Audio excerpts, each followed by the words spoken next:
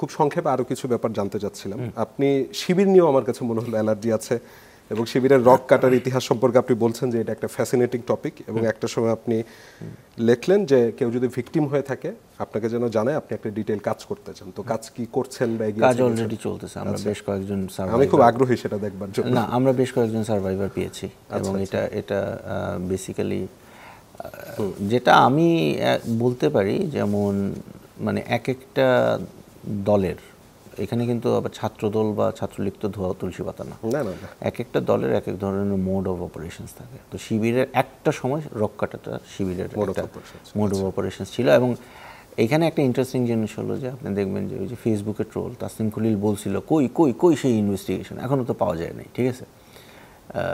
So যারা এগুলো বলে তাদেরকেও বলবো, আর যারা এমনিতে দেখার জন্য আগ্রহী তাদেরকে আমি এটা নিয়ে প্রশ্ন করেছিলাম জামাতের নেতাদের, তো তারা বলছেন যে আপনারা খালি দেখলেন ঘটনা ঘটেছে, এরপর যে তারা প্রমাণিত হলো না কেসগুলো, সেগুলো তো আপনারা ফলো করে প্রচার করেন না। প্রমাণিত হলো না মানে কি?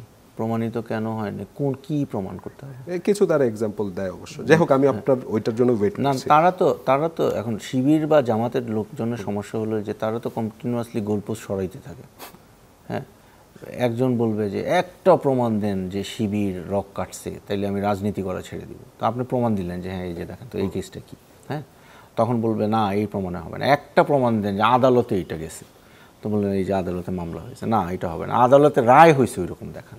হ্যাঁ, তো বাংলাদেশের রাজনৈতিক মামলাগুলোর কী অবস্থা হয় এটা তো আমরা সবাই জানি। তো ওরা কন্টিনিউয়াসলি গোলপোস্ট সরায়। এবং শিবিরের এই যে একটা জিনিস, বা জামাত শিবিরের জামাতের বিশেষ করে শীর্ষ পর্যায়ের নেতৃবৃন্দের সাথে আমার খুবই ভালো সম্পর্ক। ইনফ্যাক্ট শফিকুর রহমান সাহেবের সাথেও আমার খুব ভালো সম্পর্ক।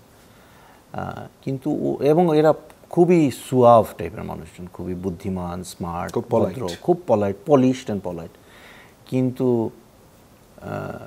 আমার না, আমি কিন্তু যেহেতু আমি ইসলামিস্ট না, আমার যে পলিটিক্স, ব্যক্তিগত পলিটিক্স,